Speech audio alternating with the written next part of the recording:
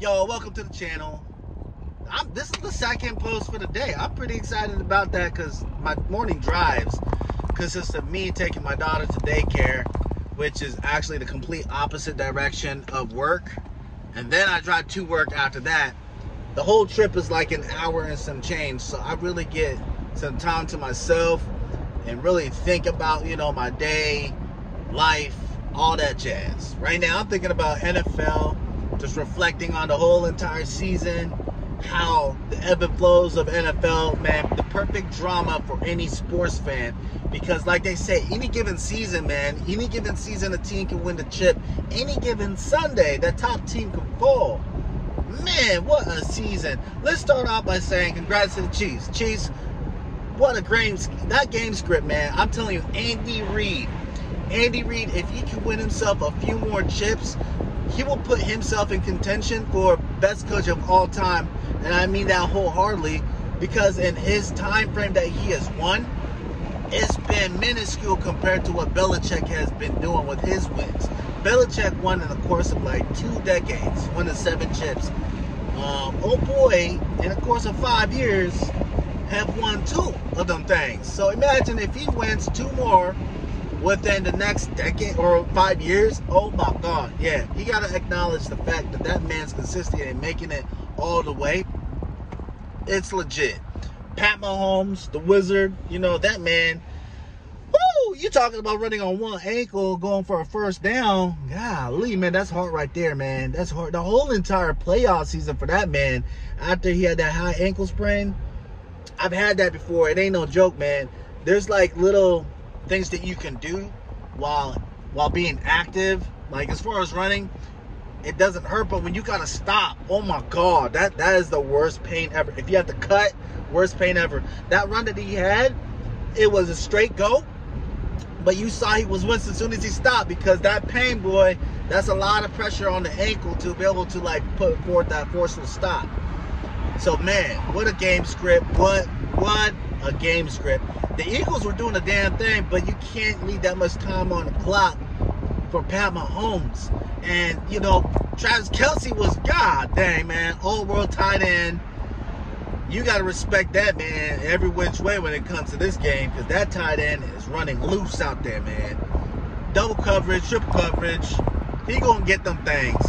Got to respect his game style, his gameplay, because that man, at one point, wasn't even supposed to be in the league. Thank God, you heard the stories. Thank God Andy Reid saw that man for who he was, put him in position to be able to win, one-on-ones, his battles.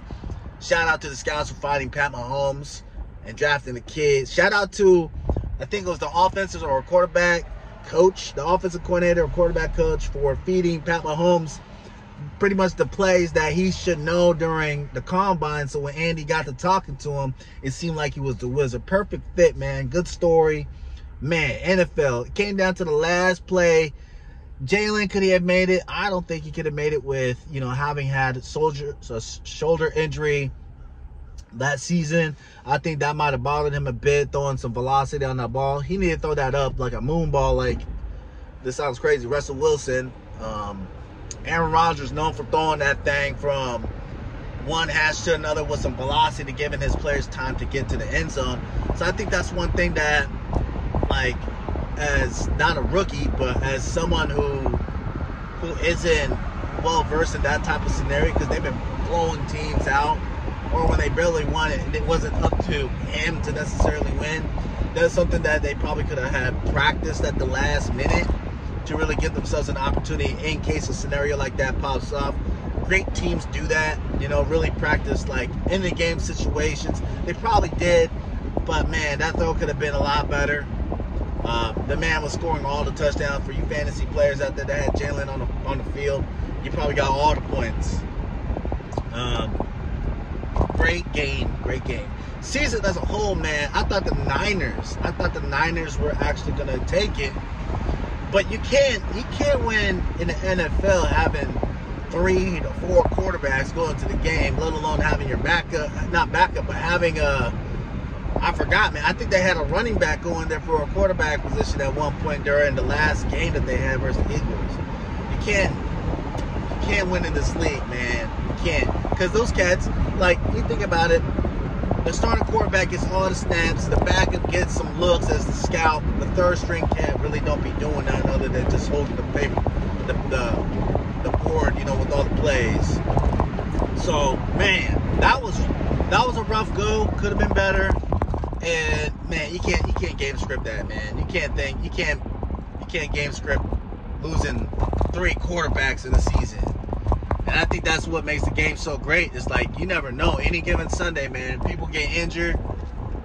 People get traded. People just, you know, fall off the bandwagon when it comes to certain things. And next thing you know, we're talking about somebody else in the position. But yeah, 49ers, I thought after they made that CMC trade would have been the team. And I'm telling you, that CMC trade, when they made that made that team an instant contender, because it changed the whole entire playbook and how you would scheme things to get a first down. It changed how you would call play on third down, because now you got a guy, no matter what position you are on third down, he's a viable solution to get you a first down, or at least closer to that first down you would have otherwise with any other guy like Mitchell, you know. And Mitchell's good, by the way. Mitchell's good. They traded that one cat, forgot who he was already. But man, what a team! What a team! Seahawks is my team, y'all. Seahawks is my team. Geno Smith, first year starting quarterback for this decade, which 3 years, 2 years. It's been a hot minute, I think, since the Jets or New York that he started. But you could tell, like, he's been honing his craft. That's the thing about quarterbacks and being drafted in the first round as a quarterback. If you're drafted in the first round as a quarterback, you're probably not going to a good team. Like, probably not. Unless, you know, you just happen to be the Chiefs, you know what I'm saying? But like, a lot of quarterbacks get drafted in the first round, end up on a bad team that don't have the pieces around them. Some of those quarterbacks are drafted, they're not mature enough. They can't handle the workload. They can't handle the pressure of being the man, so to speak. It can be a daunting task to catapult a losing team. You know, a team that's been notorious for losing, catapult them to a category where you're talking about having a winning season. So, look, man, Geno Smith got a team, you know, was given the keys to a Ferrari. Look, I'm saying Ferrari because you have a running back who probably could have been like the rookie of the year at running back position. You have DK, all-world wide receiver, made a commercial about his vert, you know what I'm saying? Like, that's how athletic gifted that man is. Lockett, sure hands, Mr. Toe Swag Drag Man. They got some tight ends, not really necessarily a bigger name as DK and Lockett, but they got some tight ends. They bolstered their line. Shout out to actually drafting linemen this time around. They drafted some guys that as rookies had no business playing as well as they did, but they drafted some corners. Kobe Bryant, yeah. I think his number is even 8'2". I'm not even sure. I gotta look that up. They drafted Woodley. Is it Woodley? Man, I forgot, man. I already forgot. But anyways, they got rookies out there that were balling. They didn't have their big man, as in Wagner. He went to LA. Man, it sucks that he went to LA, because you had a lot of expectations for that team, but they just fell off. After they lost Cup, they fell off. They never had a running back, so why even have that conversation? The only guy that they got, Aaron Donald. And that man, after he won that chip, was even thinking about retiring, because what else is left for a man who's already GOATed, who's already Hall of Fame? You know what I'm saying? Like, there's not a lot of incentive to keep going other than basically being guaranteed a chip. And I think that's what they did by getting Wagner. OBJ, still on the market, kind of. We don't know, man. That man's he has his own issues. But he's trying to get over an ACL tear. there's just a lot of different subjects out there, man. There's a lot of different teams, a lot of different players. It's a lot of good drama. Tom Brady held up his Superman cape. That's rap. Do people call him the GOAT? I mean, he got all the rings. It's like the Michael Jordan conversation. He got more rings than anybody else in the... Okay, he got more rings than anybody else as a starter and as a high caliber player. Same with MJ. Man, what a GOAT. What a GOAT. One on 2 separate teams. That's GOAT shit right there. One without Belichick. And everybody was saying Belichick. He only won because of Belichick. Well, check that out, man. He won one without him. So that's a big deal. 1-1 on an offensive-minded team, even though the defense was stout. It was an offensive-minded team, man, when he won with the Bucks. But, yeah, him giving it up, that's going to be interesting for the Bucks because, I mean, who do you got? Really, who do you got? They're going to have to draft a quarterback, basically. So they're going to be throwing away somebody and using for draft capital, go get a pick, a high pick to go get a decent quarterback because they need a decent quarterback to throw to the receivers that they have. Who else gave it up this year? Man, you know what? Running back position, right? The running back position, Derrick Henry's still the running back, man. And as many carries as that man has had, he's still the running back. But CMC, man, CMC opens the floor for running backs.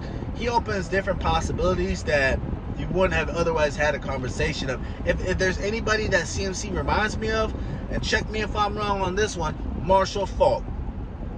Marshall Faulk, more than anybody else out of the GOAT running backs, was able to do it from the running back position. He was able to go out there and have Kurt Warner slang him actual real routes. Like, Marshall Faulk was a beast.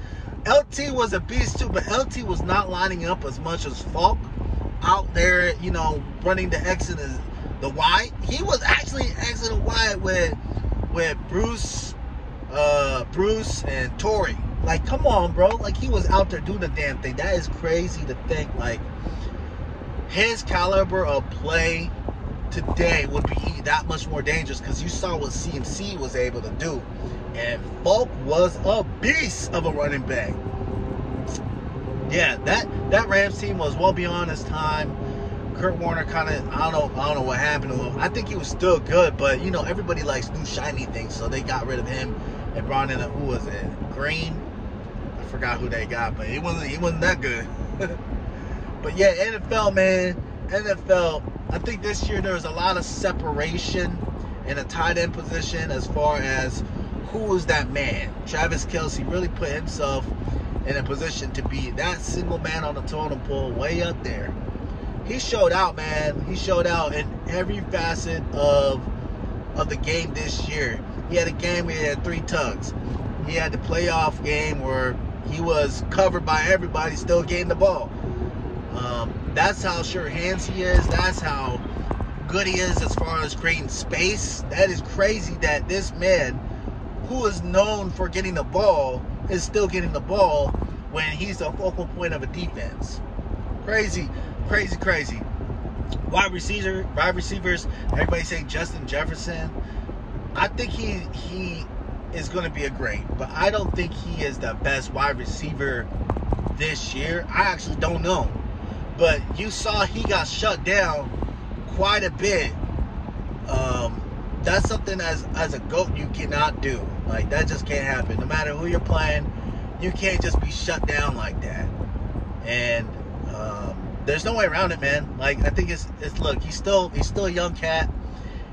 Creating separation, for him, creating separation is just utilizing speed. I don't think he knows how to quite set it up like Jerry Rice. Jerry Rice wasn't known for a blazer. You know, he wasn't known for his speed, but he created separation like no one's business. That's something that came with time. That's something I think, like, as a person who's not as quick, you kind of hone that skill because you can't rely on speed. You never had it, so you got to find crafty ways to get separation. Who else was a beast this year at wide receiver? There's a lot of great guys out there wide receiver. Tyreek was still Tyreek. You can't replicate speed on the field. And I know I just talked, kind of down on it, but he's a different type of speed, man. That's that cheetah speed, boy. If the Chiefs would have had Tyreek still, oh my God, man. Oh my God. That would have been crazy offense. But even though they got rid of him, I think that really showed the world that Pat Mahomes can do the damn thing. And Andy Reid can effing coach. Because you got rid of your... Like, they got weapons, but they got rid of the weapon. You know what I'm saying? Like, they got rid of the weapon, and they still were going out there producing numbers. Slaying it like no one's business. They found a running back. They finally found a running back. It's been since Larry Johnson and I forgot something Holmes since the Chiefs had a running back. They found a running back, and man, he is a thumper. Young P is a thumper, boy. He don't care who you are, he gonna get you. And you know you gotta love that as a running back, because what it does to a defense who's on their heels, always thinking about getting caught off guard and anticipating speed, elusiveness from the wide receiver position, and here comes this guy who's gonna thunk you. He's gonna be thunking you. He's gonna hit you, and then you pull out one of your quick men and let them do it, like Jerk McKinnon.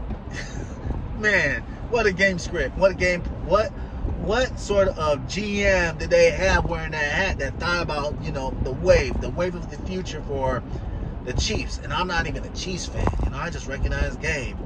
This coming year is going to be real interesting because a lot of teams are going to be requisition quarterbacks. But there has to be a moment in time where you just got to recognize linemen. And man, there's going to be some great linemen coming out this year out of the draft. I'm excited to see how that all plays. As you get older and wiser as a fan, you start looking into the trenches and figuring out, like, what is it like to be a lineman just from watching the game? What sort of physicality is required out of a lineman to be able to protect the quarterback, to create lanes for the running back, to create momentarily pauses so the wide receivers can get open? There's a lot of nuances to being a lineman, and I think this year was a great year to really showcase that, because there was quarterbacks out there who weren't mobile that were able to make plays down the field. Granted, it does help when you got a quarterback who is mobile and you're able to create those lanes for yourself and create secondary opportunities outside the pocket. But man, you gotta have a line, man. For a hot minute, the reason why Peyton Manning lasted for so long is, one, he was able to manipulate the pocket like no one's business. He was able to anticipate gaps within the defense to be able to get that ball into that zone. More important than anything else is he had a line that was constructed to benefit him overall, to create pockets, to create lanes, throwing lanes, and I guess in one case a running lane. But like guys like him, Peyton Manning, that had coaches with the wherewithal to be able to create an atmosphere for them to succeed, not just based on their legs, but really on their throwing ability and their mental acuity to digest a defense's adjustments as well as like real-time play. Man, I think that's why you could say Tom Brady is a GOAT, because he played that game as well as anybody else. The anticipation of a defense, what they're doing from the blitzes, the coverages, the twists within the lineman scheme, like all that is being calculated in his head, and he's able to. There's times when you see him, boom, balls out his hand, and there's times when he holds it, waiting for that gap to open up, boom, the anticipated, throws it. It's like a lofty ball, caught. Evans, man, benefited from that. You saw when he got Moss and how much that opened up the playing field for him. Also, the first time he had a receiver that was noteworthy of Hall of Fame, you know what I'm saying? So I guess that's why you would say he's a GOAT in that aspect, is he knew how to play the position.